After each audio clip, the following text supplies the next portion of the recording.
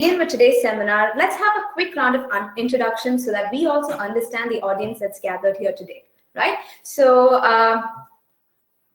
okay, so I can see that some of you guys are not able to hear us clearly. Guys, for those of you guys who are attending our seminar for the very first time, please note that your mics have been muted by default by the GoToWebinar portal, but you can certainly interact with us by making use of the chat box available on the right-hand side of your screen.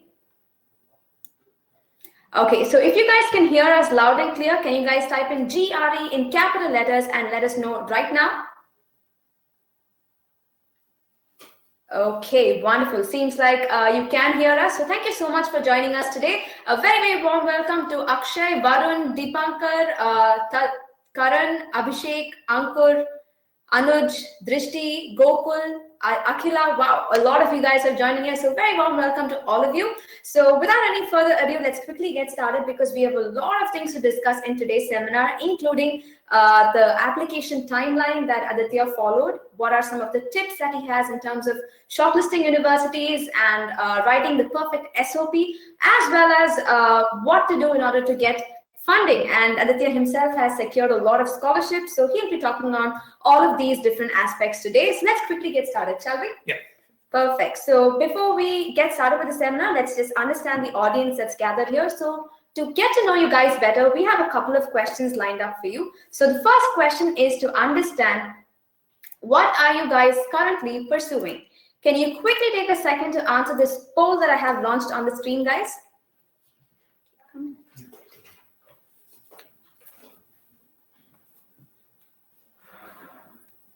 Okay, so seems like a lot of you guys have responded here saying second year, third year, final year, completed graduation. A big shout out for those of you guys who are joining us live right now on Facebook. Thank you so much for joining us.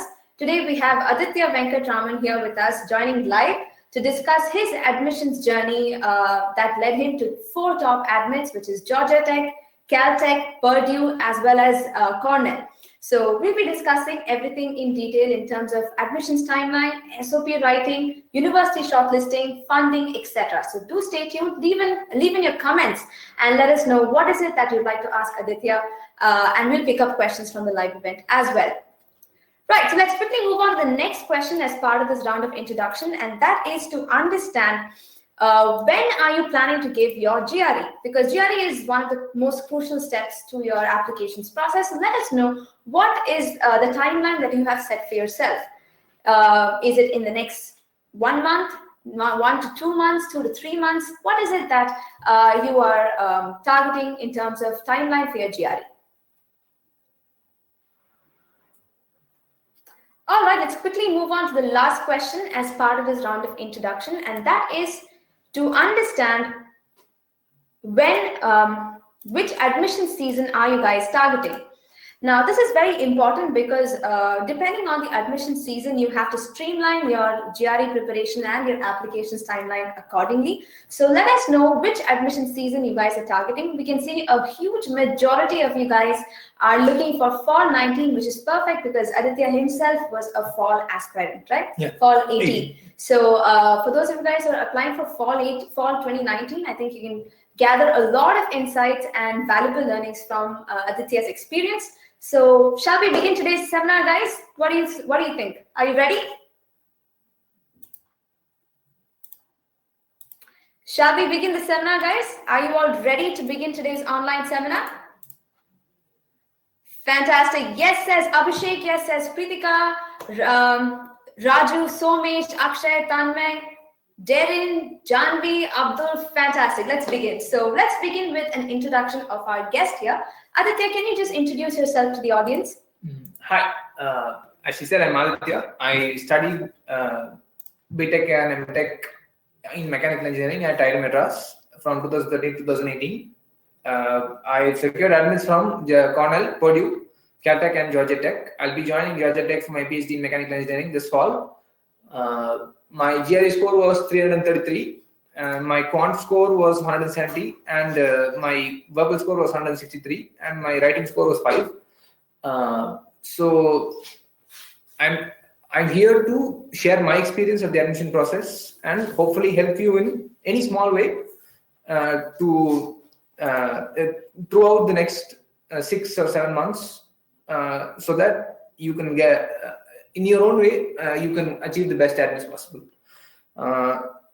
I'd like to start out by giving a little bit of my background. My specialization is in mechanical engineering is solid mechanics with the sub-specialization in materials technology and micromechanics, that kind of thing.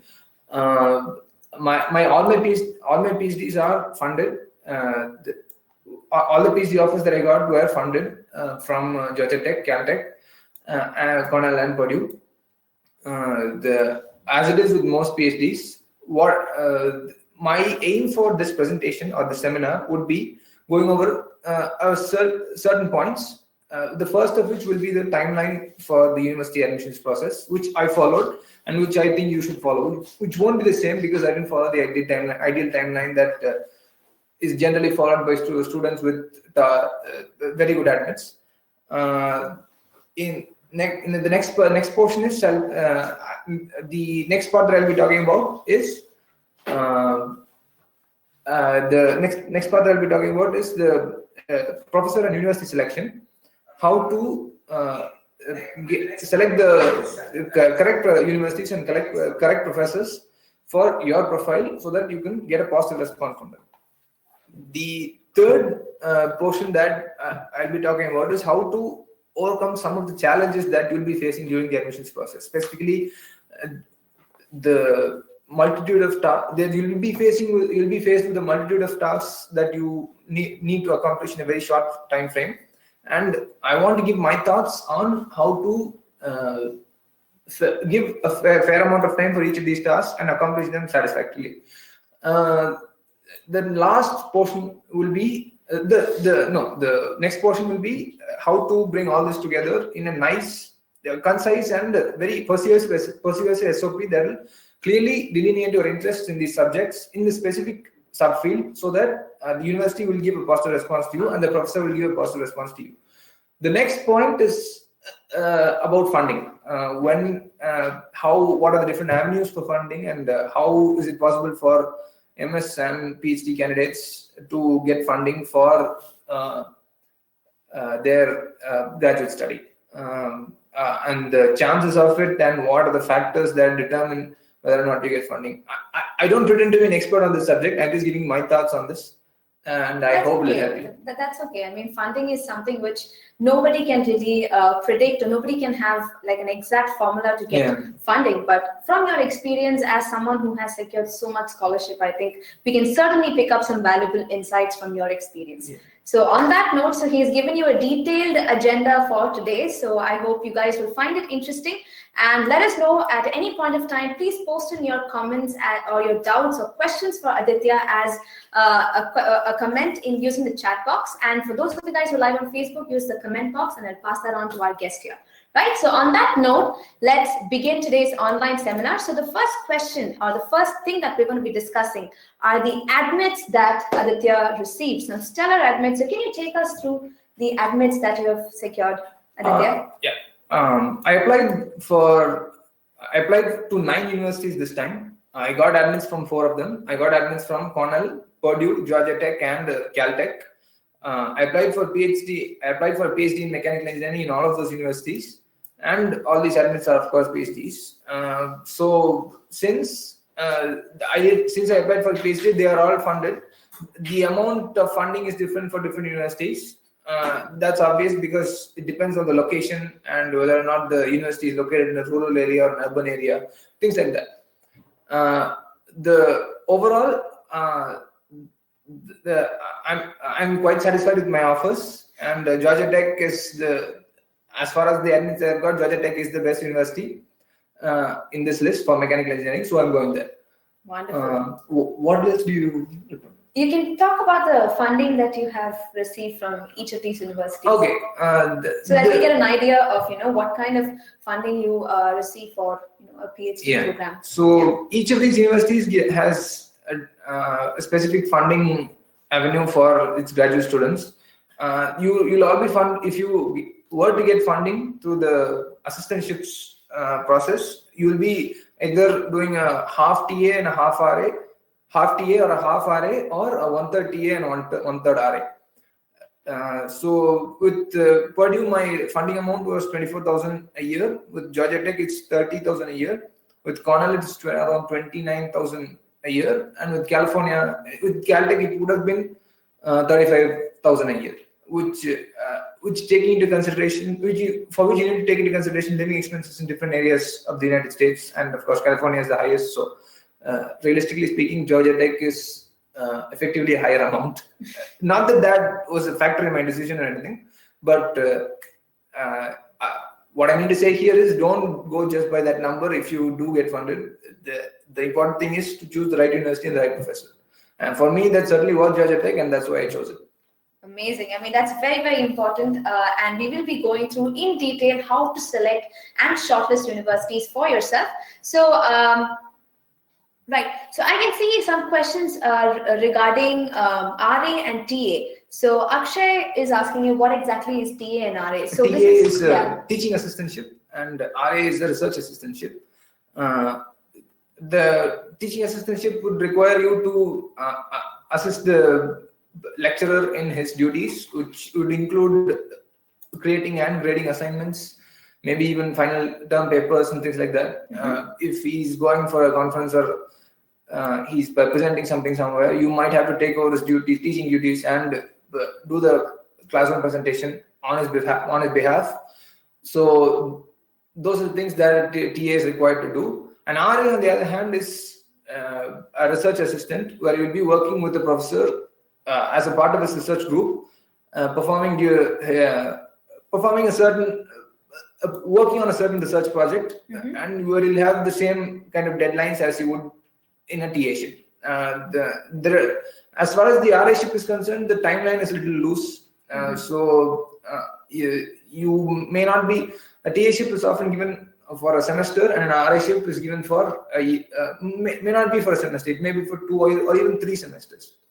It depends on what the grant given to the professor for that particular question. If he has a grant for a certain amount of time, and you secure that question, you will be funded throughout that time. All right. So I hope that answers your question, Akshay. In fact, I can see a lot of questions coming in from Divyans, Drishti, Deepak Kumar, all about funding and how to approach scholarships. Don't worry, guys.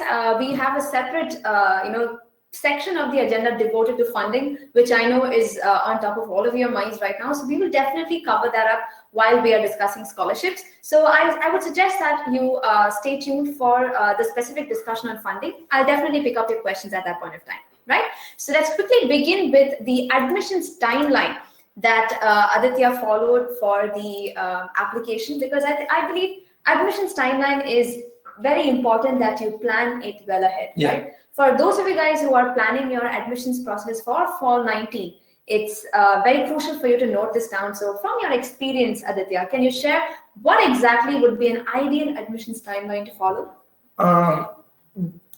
So here's the thing. There are several tasks that you must be doing simultaneously during the admissions timeline. One is, of course, doing the obligatory GRE and TOEFL exams. You must be preparing for them. And the second avenue that you must concentrate on is the university selection and the professor selection. And the third one is at least coming up with an idea of how to structure your SOP. You wouldn't have as much content now as you would at the end of this 7th or 9th semester, whichever you're in, to fill up your SOP right now. So these 3 tasks are the main things that you must focus on during the admissions process. For the ideal time to start the admissions process is immediately after your 6th semester is over, or if you're in a dual program or integrated program, or 8th semester is over. If you're graduated, of course, I don't know that situation. That's up to you. The next one, so ideally you should start by the end of May or the beginning of June. The first thing you must focus on, in my opinion, is collecting the different materials required for GRE and TOEFL, and starting up on the university selection process. First, I'll go over a bit over the university selection process. Mhm. The university selection process is in many cases it depends on the macros, your GPA, your GRE, and your TOEFL and things like that. There are many websites that shortlist universities, and GRE is of course one of the best that shortlist universities based on your macros, which are your GPA, your GRE, and TOEFL scores, and your other internships and projects and things like that. Work experience, of course, is a major positive for many candidates. That also depends on whether your work experience is related to the MS field that you're applying. I'll get into that a little bit later.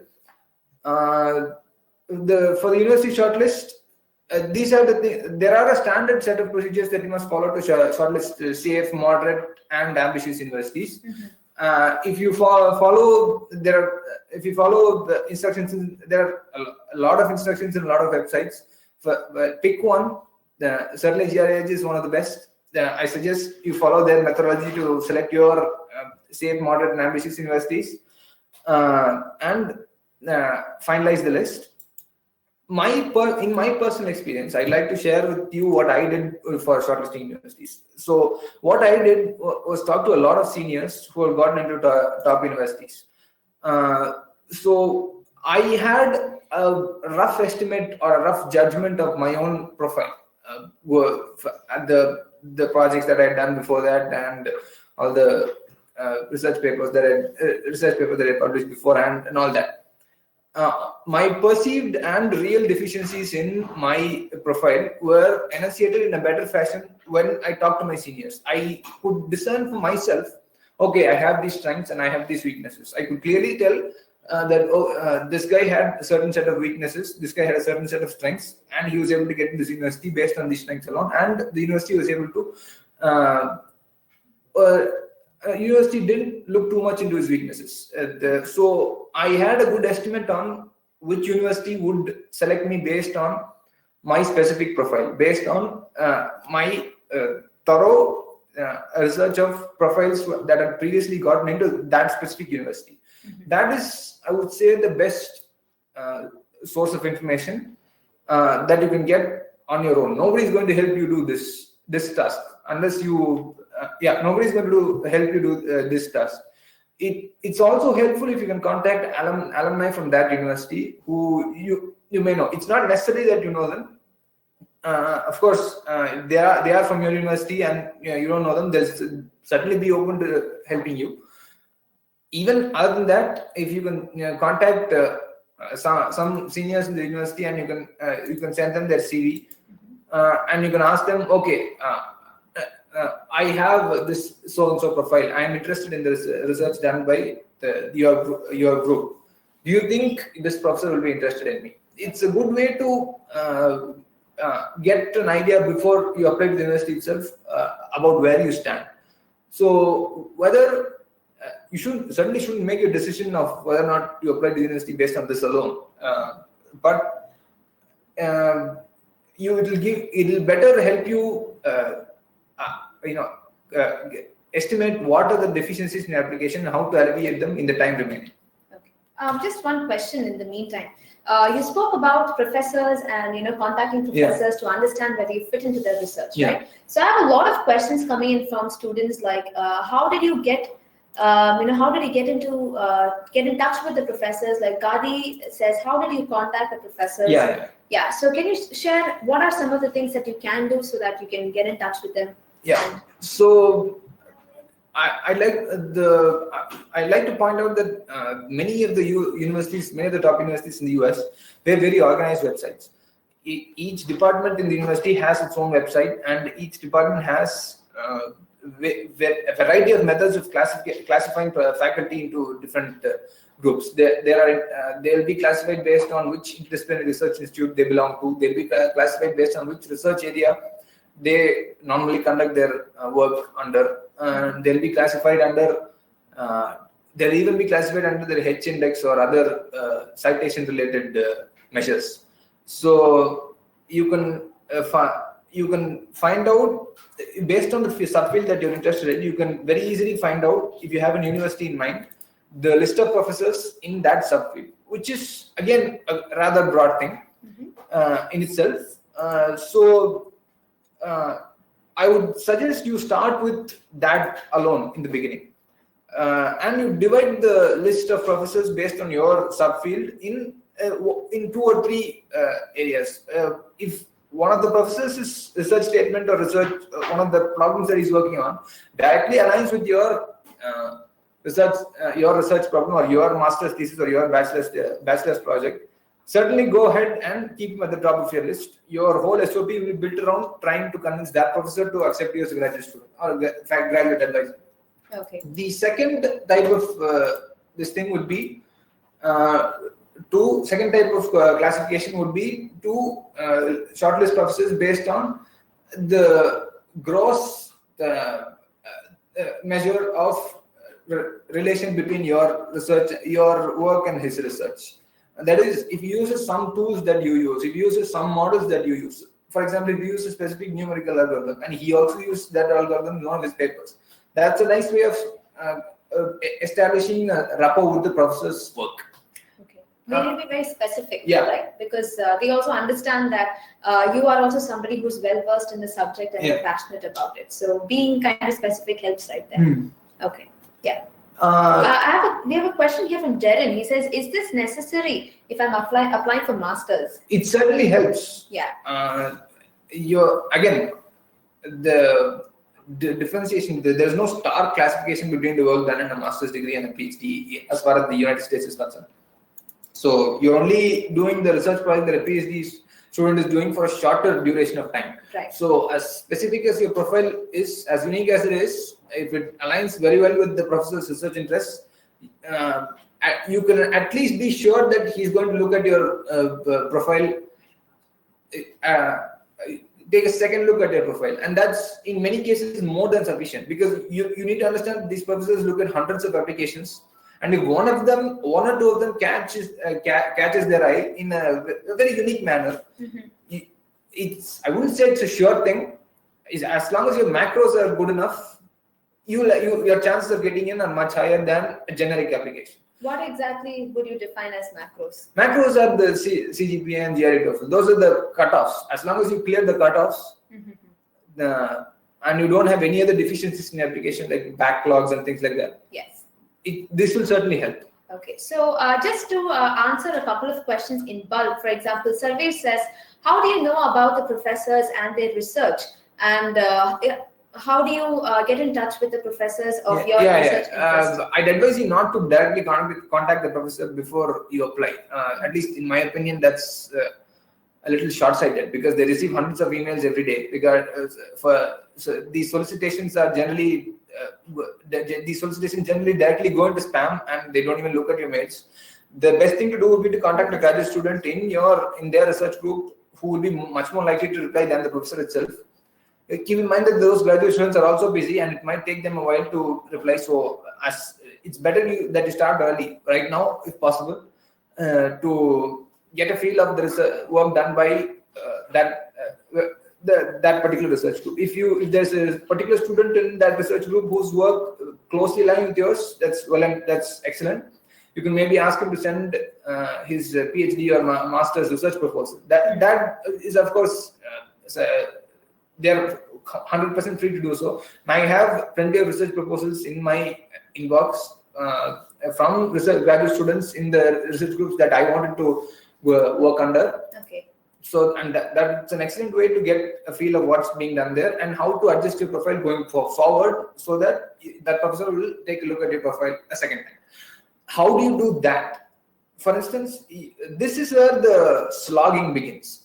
Here you have a particular subfield in mind. Okay, and for example, in ECE, if you do it in ECE and you're interested in VLSI, there's a bunch of people who work in VLSI, and there's like 5 professors and 6 universities, and there's 30 professors. This is where the difficult part comes in. You need to read a bunch of papers written by all of these professors. The list comes to 100 papers and 150 papers. You're going to have to read all of them. You don't really have a choice, because when you write your SOP, you should be knowledgeable enough to convince the professor that you're interested in that field. the best way to do it is to mention that you read this paper and be ready for the follow-up question. You cannot just say I read your paper and leave it at that. You have to say I read your paper and I used this specific thing in that paper in my research, or I was inspired by this specific thing in that research and I did something similar. Okay. That's how you make the best use of your university and professor selection work. Okay. The level of specificity here is quite high. I get that, but it's something that you must do in order to. Right. I've actually heard a lot of instances. I mean, Aditya is one student who's joined us today, but there are so many other students, especially not just for PhD applications, but if it's a master's program, which is a thesis program. For those of you guys who are not aware, I'll just break that down so that you're on the same page as well. So there are two types of master's program in the US. There is a thesis program and a non-thesis program. So in a thesis program, it is more suitable for those of you guys who are interested to pursue your PhD later, or if you want to take up research assistant positions in labs and so on. So that would mean writing a thesis or a paper at the end of your course. Now, for those of you guys who are not very inclined towards research, a non-thesis master's program would be more suitable, and for these two classifications, if you are someone who's interested in research, then contacting professors and PhD applications is very, very crucial. I've heard of students who have gotten RA, a call for research assistantship even before they made it to the university because of building good rapport with a professor that they'd like to work under. So I believe the tips given by Aditya in terms of selecting universities based on research interests and faculty profiles would definitely be helpful in that scenario. And how do you get in touch with students in that research group? Most professors have a personal web page in which they list the people working under them. If you dig around a little, you'll certainly find a list of people working under them. I would suggest going for the more recent graduate students as opposed to the older ones that are near completing their PhDs, because they would have they still have the memory of applying for the university. Right. One question here. So since you're finalized on Georgia Tech, so there's a question here from one of our students, Ankan Datta says, what is more important for Georgia Tech, CGPA or research work publications? I don't know how to, that's a subjective question. Some people would say this and some people would say that. Ultimately, it depends on the professor and program that you're applying to. For that, you need to do a little bit of history of who was gotten into that particular program. For mechanical engineering, I'd say research work and publications are more important than CGPA, but that's my experience, and I would say it holds true for aerospace as well. Okay. And civil, but I don't know about other branches. Here's the because I have a lot of my friends are in Georgia Tech from my IITM. 3 of them in civil and 3 more in aero are in Georgia Tech, and one of the aero guys was the department topper, but the other 2 didn't have a great academic profile. Neither do I, for that matter. For these 3 branches, for Georgia Tech, I can tell you that the research work is more important. And for PhDs, in general, research work is more important. But for master's thesis, for master's admits, I cannot make that assertion with any kind of confidence. Okay, so I hope that answers your question, Ankan. It's pretty much dependent on what program that you're planning to apply to. So doing a little bit of groundwork, research, and getting in touch with alumni and professors like he just spoke about would help you understand that better for your specific program. Right, so from university shortlisting, just one small aspect that we can cover is the fact that you apply to safe, ambitious, and moderate universities. Can you just elaborate a little on that so that they also have universities in all these specific buckets? So how you differentiate universities based on this is again based on history.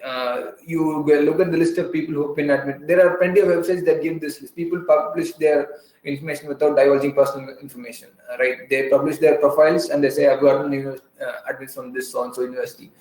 and this other university, and I've gotten rejects from this university. So you can get a feel of what are the necessary, or what is the level that your profile must be to get an admit from this specific university. For instance, if you look at Berkeley generally demands very high academic performance. And as far as I know, the research demand from many Berkeley professors, at least for mechanical engineering and to some extent electrical engineering, is not that much. So I know this because I went to a bunch of websites and I saw that people who had 3 research papers and lower than 9 GPA didn't get there, but people who had 9.5 plus and no research papers got it. So I'm able to ascertain what are the strengths that the admission committee in that particular university looks for. I suggest that you make a list of that, and based on your own assessment of your profile, you can classify which university belongs to which list. That this is the best I can go without being specific about my own profile. If I want to do that, I could a little bit more forward. Okay. So here's the thing. My background is in implementation of micromechanical theory. This is a lot of jargon. My background is implementation of micromechanical theories for a variety of for a variety of studies. My master's thesis was on studying hydrogen embrittlement using crystal plasticity. I've also done implementation of crystal plasticity for manufacturing process and homogenization theory for, again, which is another micromechanical theory to study failure in particle reinforced composites. So based on these 3 projects, I was able to shortlist a bunch of universities based on the work done by the professors in that particular university. So if there was a professor in university who was doing work on failure of composites, that was the top priority for me. One of those universities was Northwest UPenn, sorry, yeah. One of those universities was UPenn. Professor Pedro Castaneda, his name was, and he was a top priority for me.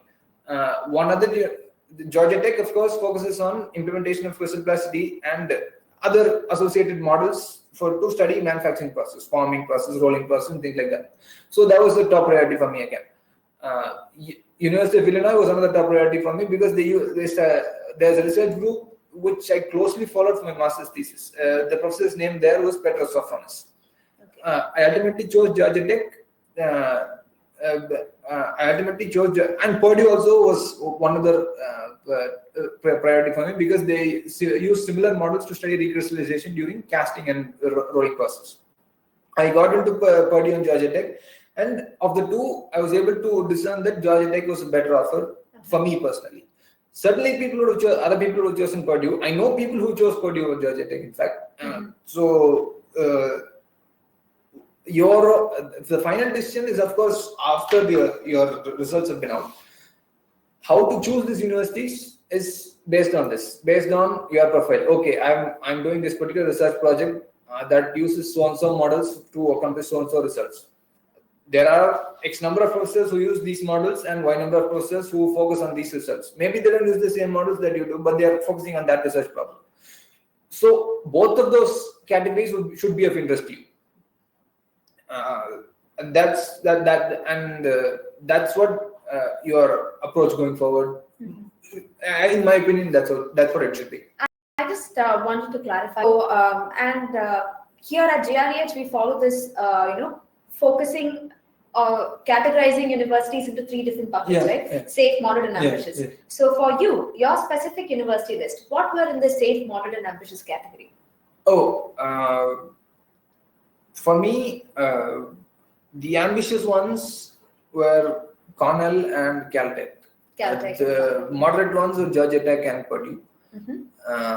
I don't remember what the other universities were classified under, actually. I think Illinois was classified under ambitious, and Penn was classified as safe, which makes it a little surprising that I didn't get it, but that's yes, but of course, like you mentioned, a lot of things has to align, right? And I think it better aligned for you at Georgia Tech, Caltech, and Cornell. So anyway, guys, for those of you guys, if I have to simplify, how to exactly choose whether a university is safe, moderate, or ambitious for you would be if you satisfy more than 80% of the university's selection criteria, that is a safe university for you.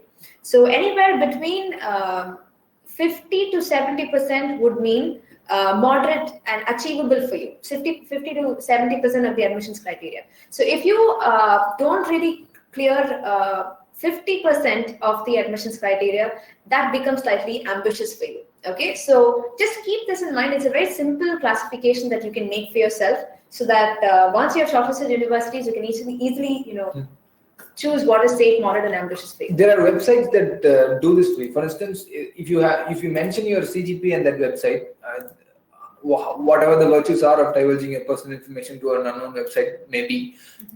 So they'll tell you that give you the percentage of candidates who had a CGPA above you and got into the university. So, for example, if your CGPA on a scale of 4 is 3.62, and that university and they'll tell you 75% of the candidates who got into the university had a CGPA more than you. So you can discern for yourself, okay, this is a little higher than I had anticipated. This would be an ambitious university for you. For example, instead they said only 25% of the candidates who got to the university had a CGPA more than you. That's a safe university for you. Okay. All right. So I guess that kind of helps you understand how to go about university selection. And we're also running short of time. I know you have a lot of information to share, but we also have statement of purpose and funding to cover. So let's quickly move on to the next most important aspect of university application, which is statement of purpose, right? So I believe a lot of questions did come in earlier regarding statement of purpose. So I think let's kind of cover this aspect right now. Well, how important do you think statement of purpose is in your application? Okay. So again, this I cannot really list the order in which things are important for your admission. Everything is important. Yeah, it is. Right. Because the most top universities do make a very look at holistic profile. Look at holistic students. They prefer students who have a well-rounded profile, as opposed to students who focused on one specific research problem for their 4 years, one specific thing for 4 years. In that sense, your SOP is a medium for you to convey. It should be in such a manner that you can have it both ways. It should be it should highlight your strengths, your major interests and strengths, while also not downplaying the fact that you have a broader sense of purpose in the branch, in the field of engineering. The thing is, you can highlight, I've done very specific things here and there, and that's fine. But overall, it should inform them of an interest to work with whatever is given. It is highly unlikely that you will just continue your bachelor's thesis there. It is highly unlikely that you will continue your master's thesis there. Your SOP should inform them that while I am very much interested in this, I am not fully fixated on it either. I am certainly open to many things, but this is what I have done before. And because I've done this before, I believe I'll be capable of doing something else also. That should be the overall message of your SOP. How you structure this particular message in 500 or 1200 words is entirely up to your own prerogative. Okay. So, in your opinion, from your experience, what are the essential things that you have to cover in order to convey this particular message? My suggestion for SOPs would be to start off with an introductory paragraph that crisply summarizes your entire 4 years or 5 years in engineering. If you want to work in a specific subfield, you start off with my name is so and so. I worked in this particular area for a considerable amount of time. That, along with my advanced coursework in that area, makes me believe I am a suitable candidate for admission to this university in the specialization. Start off with that, and it will make them want to read the remainder of the SOP more. Don't go into the specifics of anything in the first paragraph. The first paragraph should very concisely tell them what specific thing you're interested in, and should interest them in the remainder of the SOP. Absolutely. So, as for the second paragraph of the SOP, that's really conventional. How you got into this particular field. For example, if you are in chemical engineering, how did you get into chemical engineering? What made you get interested in chemical engineering? And things like that. That's rather generic. Mm-hmm. Don't write too many words about that. They probably won't even read it, because every student writes it, and it's highly unlikely that you'd write something unique that hasn't been written by thousands and thousands of students before you. Mm-hmm. The next paragraph should focus on your accomplishments, and you can. I'd advise you to keep the CV, keep a bunch of the jargon for the CV, and keep a bunch of jargon for the SOP, so as to not appear repetitive. Mm-hmm. So what you must do in your CV is be very specific about the methodologies and tools that you used and the research that you accomplished. Your SOP must be a platform for you to elaborate on what you learned out of that, what you got out of that experience, how, and what that experience conveyed to you. Basically, it should convey to you that I am interested in that field. I got interested in that field because I did so-and-so thing in that project. There should be a connection between your tasks and accomplishments in your CV and and what you got out of that experience in your SOP. If people are able to make that clear connection, they'll be able to understand your line of reasoning as to why you want to work in that field. Absolutely. So don't what you cover in your CV and what you cover in your SOP need not be exhaustive. You needn't cover everything in your CV, take everything in your CV and then put it in your SOP. Elaborate it in the SOP. Whichever you do elaborate in your SOP, that's what they'll be focusing on. Right. Because CV is a skim job, as in they'll look at it in 2 minutes. That's it. Your SOP, if it interests them, they'll take a further look at it. This is for the subject matter paragraph. The next one is what you want to do in the university paragraph. Right. That paragraph is, while it is standard, it should also show them that you've researched about their university specifically. So what you talked about your project and you talked about your internships and whatnot in the previous paragraphs, or paragraphs. You should tell them in the final paragraph that I used this specific thing done by that professor in my project. So that will inform them of your interest immediately. Or you can include this statement in the paragraph in which you describe your internships or research experience also, which is also fine. Where you insert it is dependent on the structure of your SOP, and that depends on how you write it. It should also include interest in the university, not just that particular research group. That university as a whole. I want to do these coursework. I want to do these courses there. I want to get involved in this particular interdisciplinary project. Like, for example, the university might be involved in a rover project or a Baha SAE project. Some mechanical engineers might know what I'm talking about. You can tell it might be involved in some clean energy project. So these things are something that you can mention, which will make them understand, okay, he's researched about this university, he wants to get involved in this. And if you back it up with some co-curricular or extracurricular projects based on that, that's a definite positive. All these internships and all these experiences are something that's done by every student that's applying there. If that's not the case, then they need something to distinguish you even further from the still hundreds of profiles that are left. And showing it is, then they'll throw it away immediately.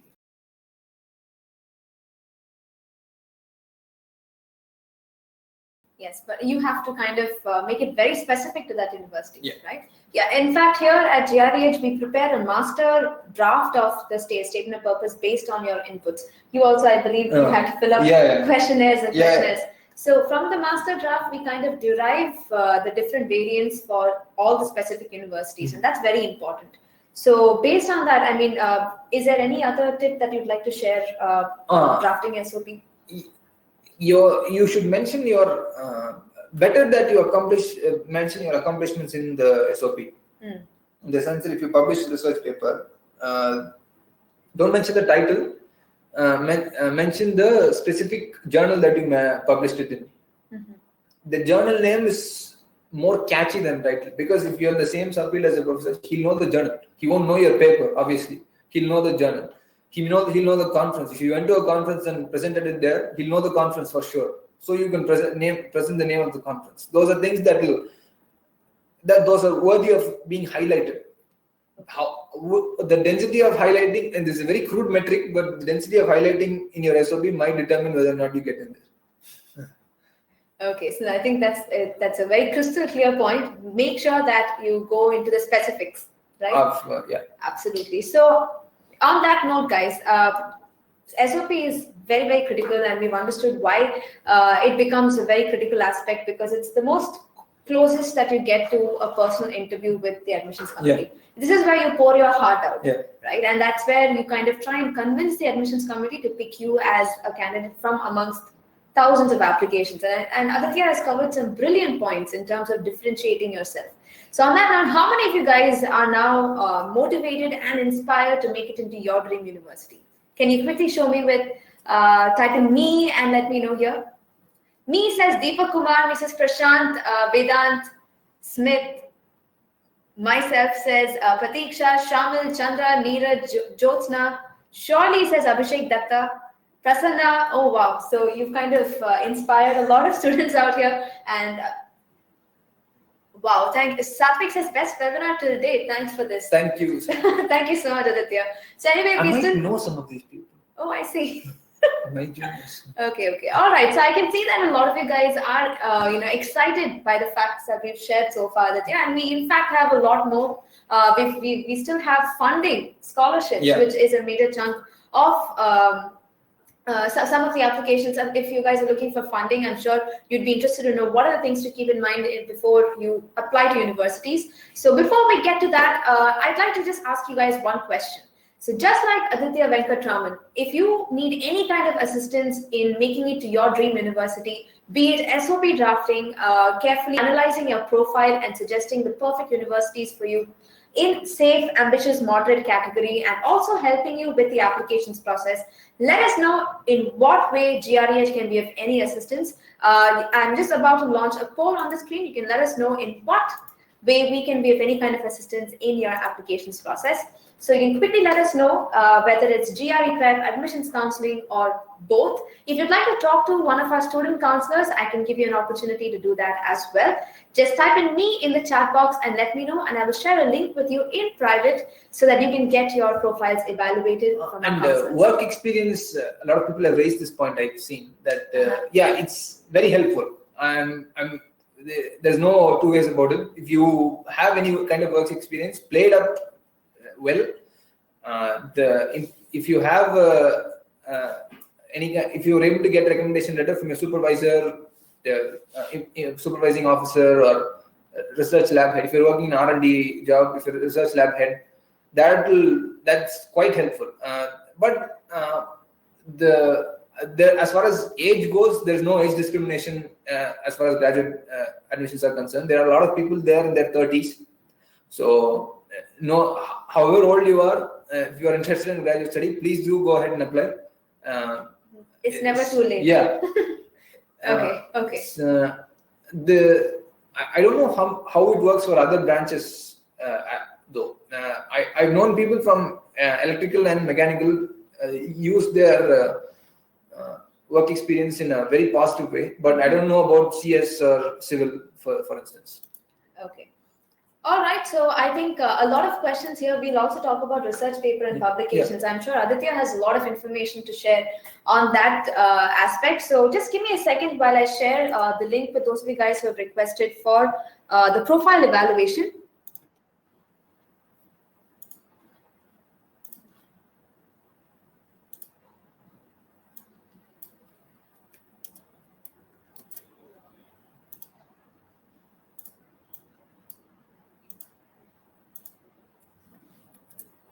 Right. So I'm just sharing the link with all of you.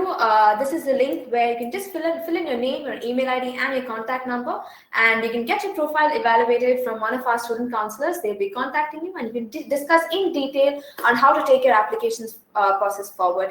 And yes, so in that case, let's quickly move on to the rest of the discussion, guys. A lot of questions coming in, Aditya. I think they're just waiting to hear from you. I'm going to quickly hand it over to Aditya. I'm done with. We're done with discussing statement of purpose. So before we move into funding, which I think a lot of students are looking for, can you throw some light on the kind of research experience and paper publications that you have done? Yeah, my research experience started. I started getting into this field in my sixth semester. Keep in mind that I did a 10-semester program, so I still had 2.5 years to explore this field in a substantial fashion, substantial manner. So to create the kind of profile that I wanted. I realized that it may not be an option for many of you guys who are doing a BE or BTech, you have to be faster in this regard. I basically started with a graduate level course in micromechanics. That's where this whole this process began for me. I was able to secure an internship at Purdue University for the summer of 2016, 2 years ago. There I worked on modeling recrystallization using micromechanics. That's where I was able to discern that, okay, this is a field which has a lot of scope going forward in lightweight materials, in aerospace engines, in fan blades and turbo fan blades, electric vehicles and things like that. So I was able to get a feel for this particular, not even subfield, this specific type of model and the specific type of avenue for research. So I started looking at processes way back in my 7th semester itself. So of course, the list that I had then was 25 professors long, which certainly wasn't amenable to. It certainly is not amenable to create 25 SOPs when you're fighting for admission. So I had to narrow it down considerably to around 7 professors and 2 other universities. For 2 other universities as well, because my parents wanted me to apply there, even though I didn't want to, because my uncle had gone to one of those universities. Okay. So yeah, this is how the research. I worked on molecular dynamics. I've worked on plasticity. I worked on crystal plasticity, and I've also worked in earlier during my undergrad. I've also worked on vibration and system dynamics. This is my broad research profile. I published I've presented a conference paper in Taiwan on satellite system dynamics. I published another conference paper in Shanghai on hydrogen embrittlement using crystal plasticity. I presented a paper in Shanghai. I published a paper in International Journal of Hydrogen Energy on the same topic, hydrogen embrittlement using crystal plasticity. I'm currently working on my fourth paper, for second journal paper, for the Journal of Mechanics and Physics of Solids. Again, mechanical guys might be able to might know what that is. On implementation of crystal plasticity for polycrystal specimen, that is real specimens. So this is a part of the work that will be continuing in Georgia Tech, albeit for a different application. So this is my broad research framework. I'm a master's student.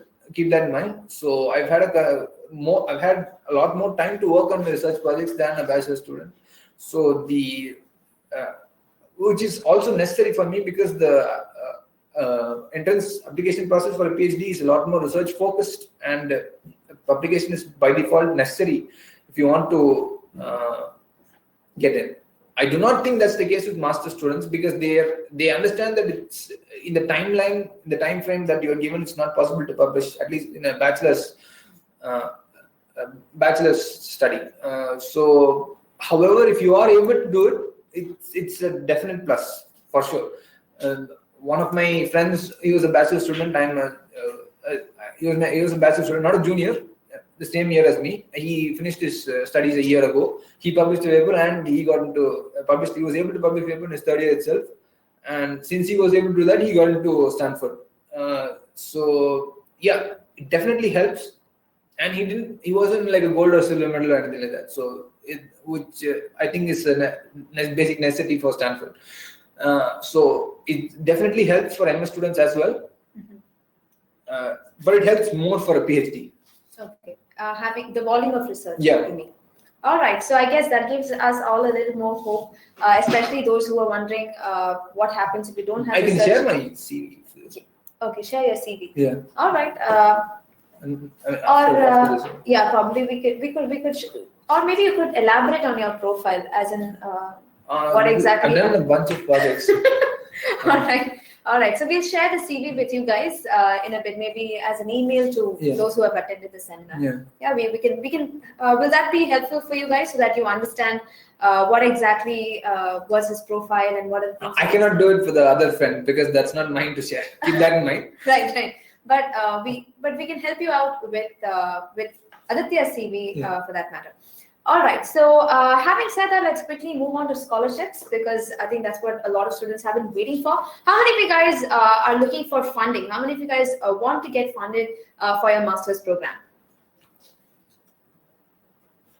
I think most of you would be. Yes, exactly. I think there is. Avenues. Everybody. Pratiksha, Kartika, Divij. Yes, I want funding. Says Omkar. Shrutika, Shanti, Nikhil, Mohammed. Who doesn't want it? Says that's. Yeah. No.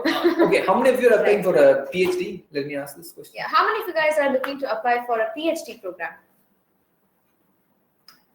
Yashika, Rahul. Just put MS or PhD in your answer. MS or PhD. Yeah. Okay. I see it's MS. So it's mostly MS here. Some okay. A few PhD here and there. Yes. Okay. Yeah. So I guess you can definitely speak from your experience for both MS as well as PhDs. Yes. Okay. As far as PhDs are concerned, most of them are fully funded. Upwards of 90% of them are funded by the university itself. Most of the remaining candidates are funded either by external agencies or industry sponsors. Very few of them personally fund their own PhDs. Only the very rich ones do. As far as masters is concerned, the funding scenarios, especially for international students, is a little difficult, to say the least. Which isn't to say that it's not possible. You need to be one of those to go into the university with funding. You need to be one of those the gold and silver medals in many cases, at least for as far as top universities are concerned. But that's not necessarily true. If a professor looks at your research profile, this is where the specificity of your research profile comes in. If a professor looks at your research profile and decides that okay, this student is a very good fit for a master's position in my group, he will certainly override any admissions committee decision because he has a grant and that grant has to go to someone.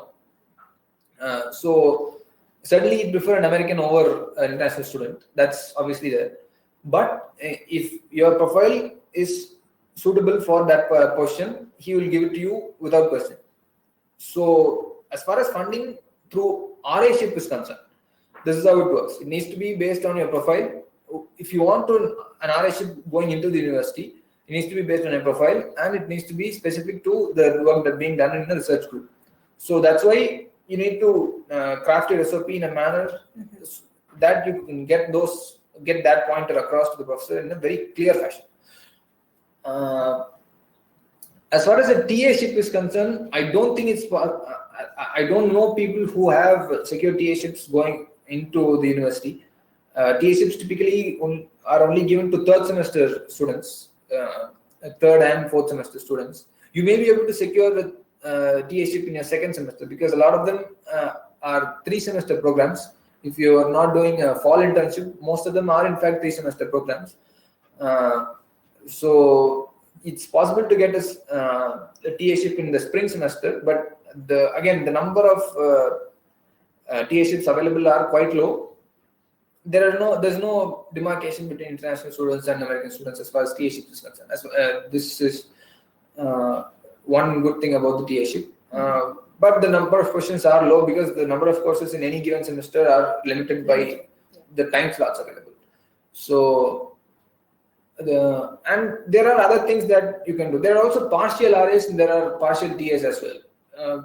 No one gets a full TA. International students are only eligible for half RAs. Actually, every graduate student is only eligible for half RA. 20 hours of work is the maximum that you can work in as an assistant for graduate assistantship. The next thing is 20 hours work is the maximum. For that 20 hours work, you get something per hour. So that's what you'll have to live with, and you may or may not get a tuition waiver along with that. It's possible that you'll get a particular stipend from your RA ship and TA ship, but your tuition is not covered in that. So you'll have to subsidize your living expenses with that stipend, but you'll have to pay the full tuition. There are cases where you get half tuition and a living stipend and things like that. All that depends on the admission committee's discretion. So yeah, you can. It is 20 hours a week. How don't mention about the scholarship in your SOP. I see that question here. Yeah, yes. Do I address the professor or the admission council? See, my recommendation for the SOP is don't mention that I want to work under this specific professor, because it narrows down your profile to an unimaginable extent. So I advise you to mention the type, mention something that only that professor would understand. I've used this specific model from this paper written by that professor. If you say that, it means you read that professor's research paper. Doesn't mean that you don't want to work with any other professor. So you want that professor to understand your interest in his research group without putting off other professors' interest in you. Okay. Just a couple of questions regarding how the attendees can also ensure that they increase the chances for funding.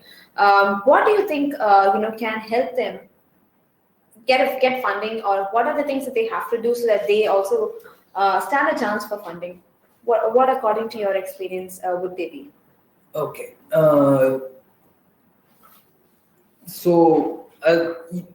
There are, as far as applying for funding is concerned, it's a straightforward process. You just need to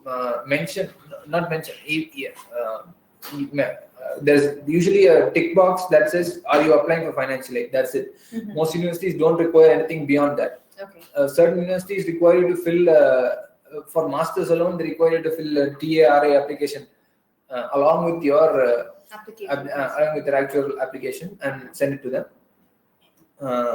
Beyond that, there is no additional process that you must go through to secure funding. Mm-hmm. Some universities even have scholarship essays. Yeah, yes. They might have scholarship essays for master's degree. Typically, it's not required for a PhD. Right. Which one do I know? University of Michigan has a scholarship essay for master's degree, but that's because their master's degree is, it has a different deadline, and the structure of it is quite different from a PhD. Yes. All right. So I think on that note, as far as funding is not, university funding is not the only way you can make money there. You can apply for campus jobs. You can apply for off-campus positions as well. If you do an internship, much of your second year fees will be covered. So the money that you will be spending there will most likely be only your first year's salary.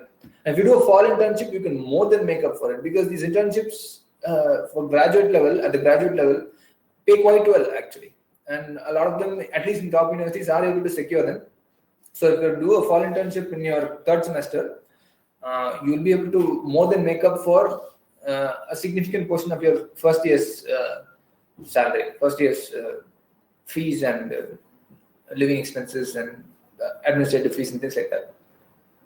Okay. So, well, I guess it all narrows down to your profile and how well you understand your profile, Yes. and how well you can communicate your profile to the professors and ultimately the admissions committee. So, if you guys, how many of you guys are well aware of, what exactly your profile consists of, and what kind of chances, what chance you stand in terms of getting your dream university?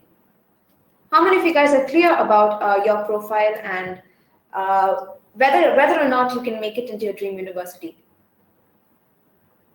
Yashika says, I'm not clear. Not clear says Harsh. I'm not clear says, okay, I'm not able to see your name here. David says, not clear, really not clear says Pratiksha. Not me says K. Not clear says Abhinaya. No says Dhiresh Raj. I'm not clear says Karan. Shrutika, Lokesh. All right. So, on that note, if you'd like to understand your profile and see what exactly are your chances when it comes to applying to your dream universities, we'd love to offer an opportunity to speak to our student counselors to have your profile evaluated. So, I'll just quickly share the profile evaluation link with you all. All you have to do is just copy paste this link onto your favorite browser, your Google Chrome, Mozilla Firefox, or the Internet Explorer, and type in your name, your email ID, and your contact number so that we can contact you and discuss regarding your profile in detail. So, on that note, I think we're almost ending our session here with Aditya. Yeah. Any concluding remarks before we end today's session, Aditya? Okay, I didn't think of this before.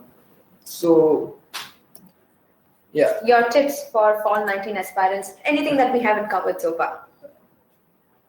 So my advice to you guys is don't stick to one task and do that for a month, and it will really put you off from the admissions process. For instance, I had to, since I wrote my GRE at the end of October, I had to slog for the GRE for like 2.5 or 3 weeks continuously, which was really an effort in my mind, because the last time I had written a competitive exam was 4.5 years ago, and it brought back bad memories of that. So do everything parallelly. Do one task here. Look at one university, select a bunch of professors there, and then do a bunch of list of word exercises, or do a bunch of reading comprehension exercises for GRE, and then move on to the next university. Things like that. If you mix it up a little, I'm sure you won't feel the boredom as severely as you would when you're concentrating on one specific task for an extended period of time. That's one tip that I can give you guys. Okay, so I guess okay, Sandeepan has also said that as a superb tip. So that I can understand university shortlisting is a cumbersome task because you have to go through tons of websites, tons of university faculty profiles, and kind of narrow down to the perfect one for you. So I guess. No, there's a question here. If I start applying in October, is it late? No, I didn't start applying in October. I started still professors and everything in June, July. I had to concentrate on my research work till October. That's why I wrote my GRE so late. I see. So, can you just take them through your applications timeline? When did you start shortlist universities? When did you write your SOP, LOR? So, my university shortlisting was done by June. My professor shortlisting was done by July. After that, I had to concentrate for research work for that semester. I also had 3 courses to do because I was doing honors. So I did that, and after much of the coursework was completed, I focused on my GRE, which I started preparing for my GRE from the first week of October, and then I wrote my GRE on October 23rd or 24th. Sorry.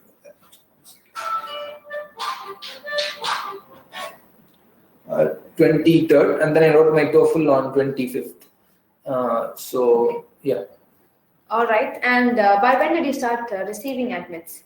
I started receiving interview calls by the end of January itself. Typically, that is the time in which you do get them. All right. It is possible that you will get them later as well, because some student might reject the offers. So don't lose hope until the April 15th deadline is over. So you I know people who've been contacted on the night of April the 13th for an admission deadline on April 15th. So you can and will get admission results until the very last day. Okay. All right. So I guess that pretty much How was your application timeline? Yeah. So before you leave, we're all extremely happy here at GREH, and we're really happy and proud to have gotten back in touch with you before you leave for Georgia Tech. Yeah. So can you share how did you find your experience with GREH? Oh, it was quite pleasant. There was, except for the timeline issue, I was very much happy with everything that was done. The very detailed questionnaire that GREH gave me was more than enough for me to get. Again, it helped me to craft the basic structure of MSFP. Of course, the line of reasoning was something that you guys did better, and I was able to take that and tinker with it a little here and there and add a few jargon here and there to make it more technical and specific. Yeah, that's something that should be the onus of effort for that particular task should be on the student. I cannot expect anyone else to do that. But as far as the general structure and flow of the SOP is concerned, how cohesive it was, I really appreciated the work done by GREH. Anyway, do stay in touch with us once you're in Georgia Tech, and we hope to hear from you how you like the universities abroad and how life is generally in the US. Anyway, we wish you all the best. Thanks. And I think the audience too really enjoyed your seminar. So anyway, thank you so much for joining us today and sharing so many valuable insights. Yeah. And we hope to see you all in our upcoming seminars. So take care and all the best. Leave us your feedback. How did you find today's session? If there's anything that you'd like us to improve, or any feedback or any other topic that you'd like us to discuss, leave that in as a comment and we'd love to take that up. So take care and all the best. And for those of you guys who are live on Facebook with us, thank you so much for joining us. And we hope you enjoyed the session as much as we did. So take care, and we hope to see you all in our upcoming live sessions. Bye-bye. Bye.